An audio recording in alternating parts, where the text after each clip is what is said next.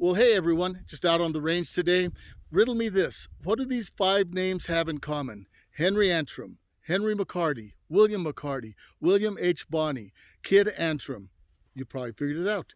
Billy the Kid. He was born November 23rd, 1859 in the Irish slums of New York City. Disease, famine, the worst place a kid could grow. In fact, most kids didn't even survive. So Billy's mom moved them to Wichita Falls, Kansas. Somewhere along the line, she contracts tuberculosis. So back in the day, the cure for tuberculosis was to move somewhere where the climate is dry and hot. So they moved to New Mexico in 1870.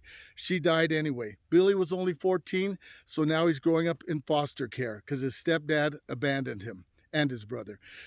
Billy never had everything he needed, like clothing, food, basic necessities. So that's why he'd steal some every now and then. That's how he got caught the first time. He was stealing clothes from a Chinese laundry.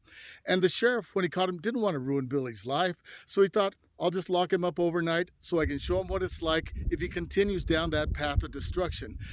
Billy thought that was the end of his life. It was a petty crime, but Billy thought it was something serious, so he figured, I gotta escape. So he escaped from jail, and the way he got out was he crawled up a chimney from a fireplace, just up to, that's how small he was. He took off. He ran off into the night, eventually ended up in the Badlands of Arizona, where he became a ranch hand, learned how to handle a revolver. Townspeople liked him. He was a hard worker. But then one hot, fateful August night, August 17th, 1877, Billy was only 16 or 17, wanders into the saloon.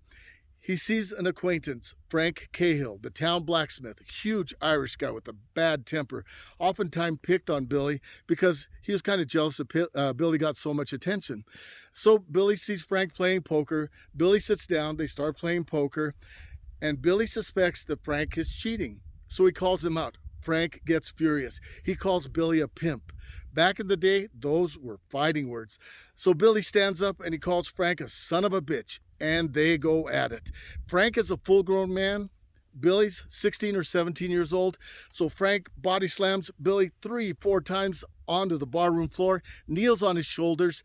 Billy can't do anything about it, slapping Billy in the face, calling him names. Billy's getting more angry by the minute, still can't escape. Somehow Billy gets one hand free, reaches for his equalizer, and shoots Frank right in the gut.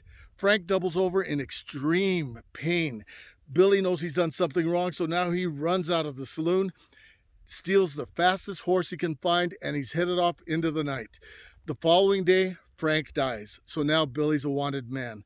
By this point, Billy's headed to the Badlands of New Mexico around Silver City to meet up with some of his ne'er-do-well friends. That's where it all began. Billy was on his way to becoming one of the most notorious outlaws the West has ever known. Here I have the Billy the Kid revolver. It's the William H. Bonney revolver, chambered in .45 long Colt. And it's a replica, just like the one Billy would have carried. And off behind me, we have Frank, cheating at cards as usual. So Billy's revolver, Frank is cheating. There's only one solution.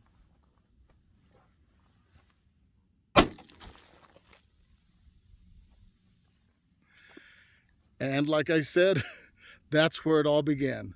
Billy's on his way to becoming one of the most notorious outlaws the West has ever known.